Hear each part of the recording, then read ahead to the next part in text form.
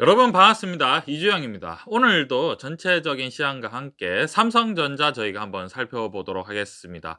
오늘 시장이 하락 마감을 했습니다. 시장은 3,087포인트로 장을 마감을 했고요. 42포인트 정도 하락을 했습니다.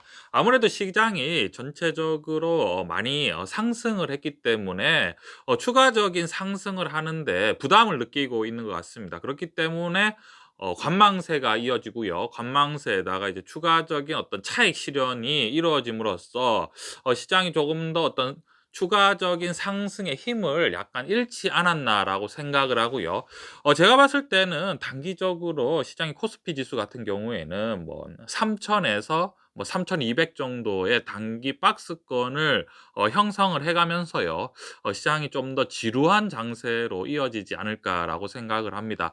아무래도 추가적으로 더 상승하기에는 투자자들이 이제 공격적으로 막 매수하기에는 당연히 이제 상식적인 수준에서 어느 정도 부담이 있을 수 있는 상황이 아닐까라고 생각을 합니다. 그래서 현 시점에서 주가가 왜 상승하지 못하느냐라고 물어보신다면 단기적으로 많이 상승했기 때문에 추가적으로 더 상승하기 위해서는 어느 정도 시간이 필요한 것이 필수적이다라고 말씀을 드리고 싶습니다.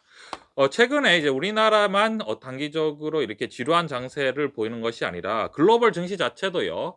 우리가 이제 다우나 나스닥 같은 경우에도 어느 정도 이제 지루한 장세를 계속해서 보이고 있는 상황이고요. 뭐 일본과 대만 같은 경우에도 어느 정도 충분히 지금 단기적인 어떤 박스권에 지금 머무르러 가고 있는 상황입니다. 전체적으로 봤을 때 글로벌 시장이 단기적으로 많이 상승했기 때문에 추가적인 동력이 생기기에는 첫째로는 기업의 실적이 기본적으로 바탕이 돼야 되는 상황이 되고요. 코로나 사태가 기본적으로 어느 정도 해결이 되는 모습을 보이든지 아니면 그것도 아니면 추가 부양책이 더 공격적으로 이루어지는 형태가 나타나야 되지 않을까라고 생각을 합니다. 사실 이러한 장세를 우리가 지루한 장세라고 하는데요. 사실 투자적으로 봤을 때 경험적으로 봤을 때는요.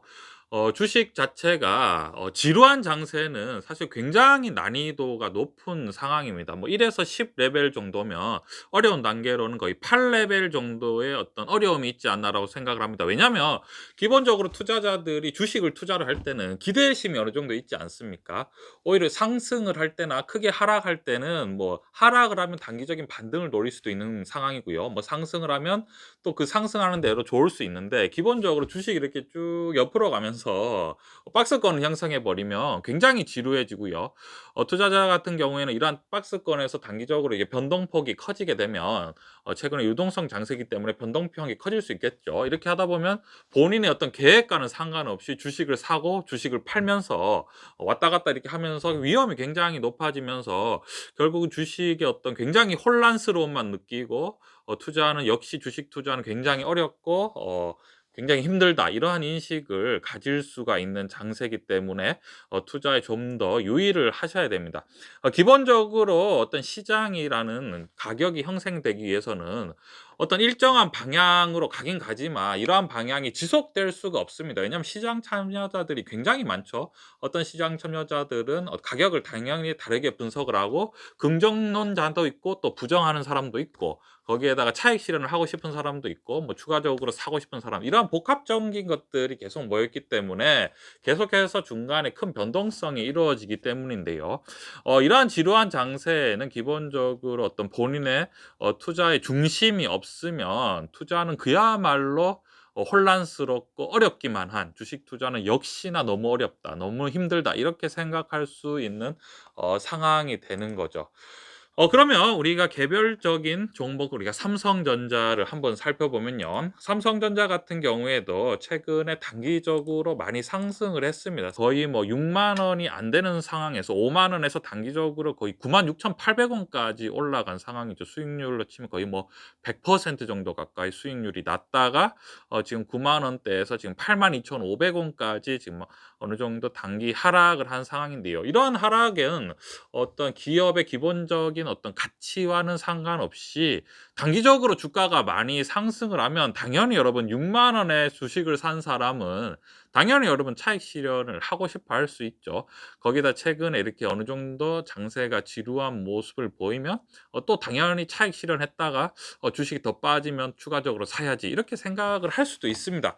그렇기 때문에 주식이 이제 하락을 하고 상승을 하는 모습을 보이고 있는데 삼성전자 같은 경우에는 단기적으로 봤을 때는 충분히 하락을 할 가능성이 있습니다. 그런데 또 상승을 할 가능성도 있는 상황이죠. 그렇기 때문에 시장이 어떤 가격을 가지고 우리가 얘기를 하면 사실은 정답이 생길 수가 없는 상황이죠. 여러분 내일에 그리고 또 다음 주에 그리고 뭐 한 달 뒤에 삼성전자의 뭐 가격에 대해서 얘기하는 것은 뭐 의미가 없는 상황이죠. 가격이야 뭐 그때그때 수요와 뭐 공급 뭐 매수와 매도의 어떤 싸움으로 결정되기 때문에 그때그때 시장 분위기에 따라서 달라질 수밖에 없는 상황인데요. 우리가 삼성전자의 어떤 기본적인 현황 예를 들어서 스마트폰은 과연 앞으로 더 잘 팔릴 것인가? 아니면 반도체는 앞으로 수요가 계속 더 늘어날 것인가? 반도체가 지금 코로나 사태에 비대면 언택트 시장이 더 활발해지면서 스마트폰이 늘어나고 그다음에 반도체 수요 뭐 인공지능이라든지 자율주행이라든지 아니면 비대면 이 시대가 점점 길어질수록 스마트폰 판매량은 어떻게 될 것인가 이러한 관점으로 봤을 때는 삼성전자가 이제 하락하면 하락할수록 추가로 매수해야 될 시점이 될 수 있는 거죠. 그래서 우리가 주식 투자를 할 때 어떤 가격에 대해서 우리가 논의를 하는 것은 사실은 좀 위험합니다 여러분. 위험하고요. 삼성전자의 어떤 성장성이나 안정성에 대해서 우리가 생각을 하는 것이 중요한데 늘 말씀드리지만 삼성전자 같은 경우에는 기본적으로 배당도 굉장히 높은 상황이죠. 이번에 특별 배당금도 굉장히 많이 주고 있는 상황이고요. 삼성전자가 82,000 원까지 지금 떨어졌다는 건 지금 시가총액이 500조까지 또 떨어졌습니다 여러분. 삼성전자가 9만 원이 됐을 때는 시가총액이 600조였는데요. 지금 8만 원까지 또 한 10% 정도 떨어졌죠. 10% 정도가 떨어지면 시가총액이 또 500조가 되는데요. 삼성전자의 시가총액이 500조인데 작년 영업이익이 35조가 났었죠. 올해 같은 경우에는 대부분의 어떤 시장 전문가들은 대부분 이제 삼성전자가 영업이익이 한 50조 정도는 날 것이다라고 생각을 하는데 지금 시가총액이 500조면 50조가 영업이익이 나면 거의 뭐 10% 수익률 정도인 거죠. 이러한 관점으로 우리가 삼성전자는 지금 굉장히 안정성이 바탕이 돼 있다. 왜냐하면 시가총액 대비 영업이익이 거의 뭐 지금 7에서 8% 많이 잡으면 10%까지도 나는 상황이고 영업이익이 많이 나기 때문에 여러분 실제로 뭘 많이 주죠? 배당도 많이 주고 거기에다가 뭐 반도체라든지 아니면 스마트폰의 어떤 계속해서 수요가 늘 것이냐 아니면 줄어들 것이냐 이러한 관점에서 삼성전자를 바라보면 조금 더 투자가 쉽지 않을까라고 생각을 합니다. 이러한 관점 투자에 참고해 주셨으면 좋겠습니다.